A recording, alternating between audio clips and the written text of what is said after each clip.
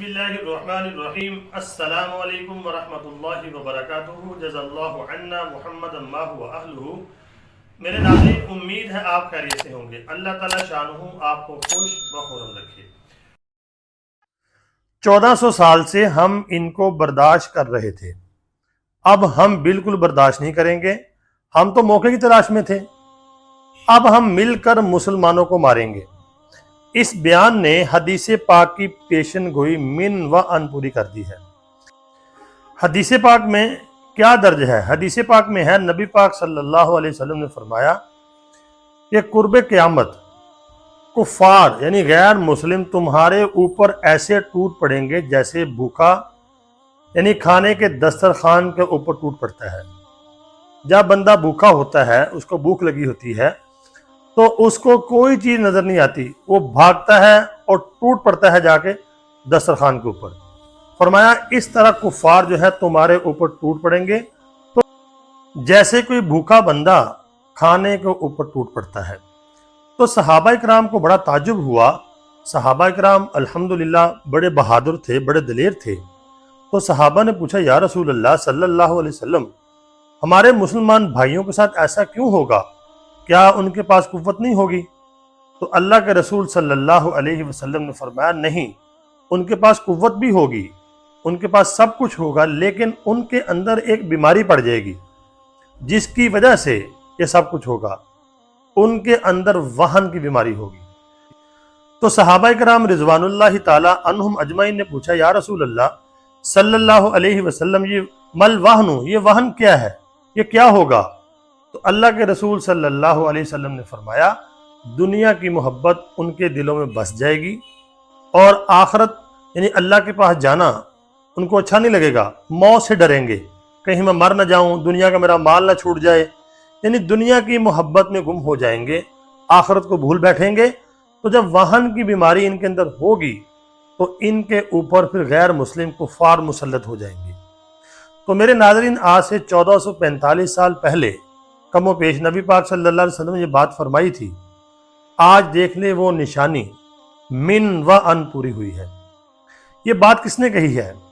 ہندوستان کے ایک وزیر ہیں، میرا خیال ان کا نام امت شاہ ہے۔ اس نے اسرائیل کو، جب اسرائیل نے اپنا حماس کے ساتھ اپنا جنگ شروع کی ہے تو بیان دیا، باقاعدہ سپورٹ کی اور کہا کہ 1000 بندہ ہمارا جو ہم نے تیار کیا ہوا ہے ہم آپ کے لیے بھیجتے ہیں۔ ہم نے 1400 سال ان کو برداشت کیا ہے، اب ہم بھی ان کو برداشت نہیں کریں گے۔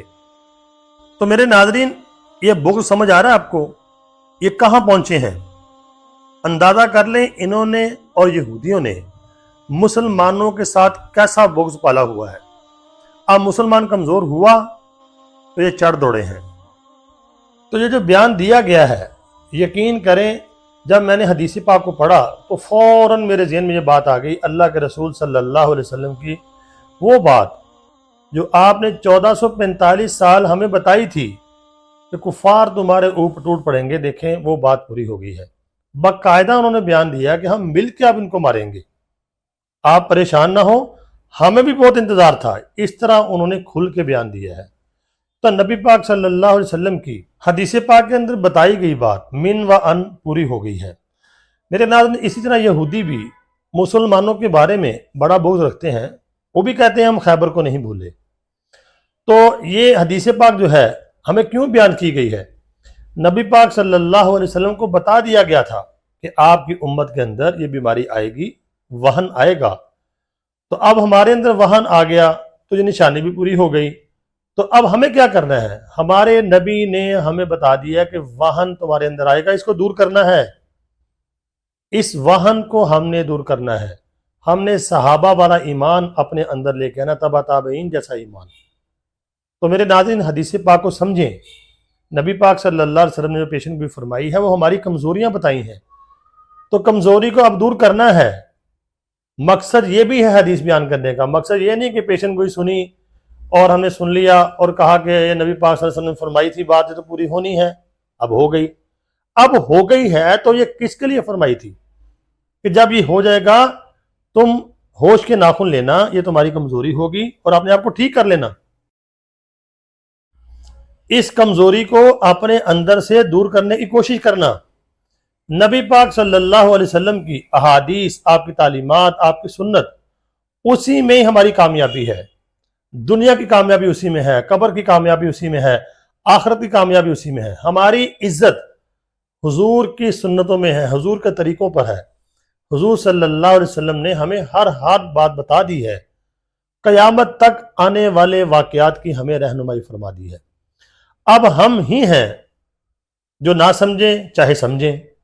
अगर हम समझेंगे इनको पर अमल करेंगे तो इज्जत हमारे कदमों में होगी, वकार हमारे कदमों में होगा, आखिरत हमारी बनती जाएगी, कब्र हमारी बनती जाएगी। अगर हम नबी पाक सल्लल्लाहु अलैहि वसल्लम की तालीमात को छोड़ देंगे तो समझ लें फिर यही हमारे साथ होगा जो अब हमारे खिलाफ बातें हो रही हैं और अमल भी हो रहे हैं, अमल दरामद भी हो रहा है। हम जगह जगह जलील हो रहे हैं। हम 2 अरब हैं लेकिन हमारी वक़्त आप देख लें क्या है। तो अल्लाह से दुआ है अल्लाह रब्बुल आलमीन हमें नबी पाक सल्लल्लाहु अलैहि वसल्लम की अहादीस को पढ़कर समझकर उनके ऊपर अमल करने की तौफीक अता फरमाए। तो मेरे नाज़रीन, वीडियो को आगे शेयर लाजमी करना और दोस्तों तक पहुंचा देना, लाइक भी करना चैनल को और सब्सक्राइब जरूर करना। अपनी दुआओं में जरूर याद रखना।